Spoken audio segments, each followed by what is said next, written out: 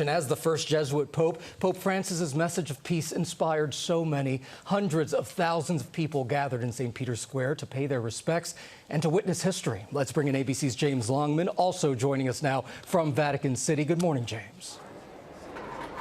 Yeah, good morning, Gio. What a moment we all just witnessed right here on St. Peter's Square. I mean, take a look. This is the view that we had. A sea of people here, 250,000 people, we're told, assisting this funeral. You might be able to hear some of the music that is playing because people are still congregating around the big screens as they're watching the funeral continue, because he is being buried, of course, at St. Mary Major across town. I have to say that there was a bit of a festival vibe where we were, because there were so many young people here. This weekend is the Jubilee of the Teenager, and so there are a lot of teenagers in town, and we can see them here lying about, often chatting with their friends during the Mass.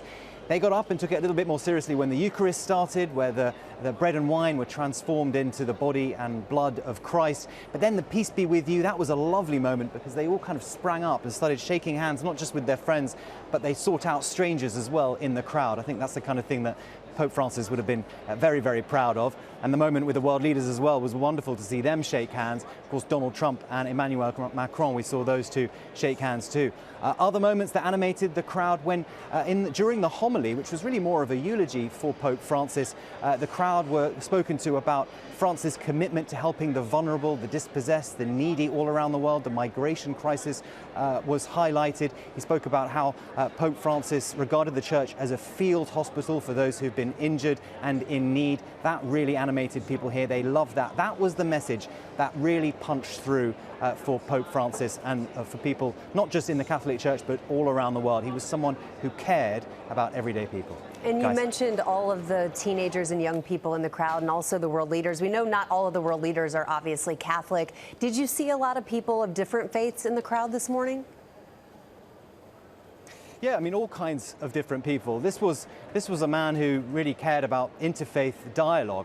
And so, I mean, today there were people from all backgrounds, all ages. I have to say, from where we were, it wasn't clear to me what faith people did come from, but I certainly saw people from different countries. We saw Brazilian flags, Lebanese flags, Syrian flags. I mean, from all over the world. This was a man who really wanted to bring the world together. His favorite phrase, one of them was tutti, tutti, tutti. Everybody, everybody, everybody. That is what Pope Francis was all about, guys. Tutti, tutti, tutti. Love that.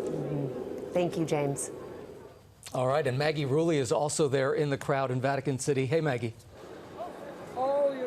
Hey, Gio. You know, as James just said, we have really seen so much diversity here on the ground out in Vatican City. I've spoken with so many young people that say being here is reinvigorating their faith in the Catholic Church. But I've also spoken with Joan Higgins from Ireland, an 85-year-old lifelong Catholic. And Joan, you were telling me exactly what it meant to you to be here for this moment in history. Well, absolutely wonderful, because Pope Francis was fantastic. He was just spoke the truth. And he wants peace in the world. And you see, Carlos will be a saint of the internet for the younger people coming up, because that's what Pope Francis wanted. And Pope Francis told the truth, and he lived the truth. And he wants all the leaders of the nations to come together, but not without our prayer.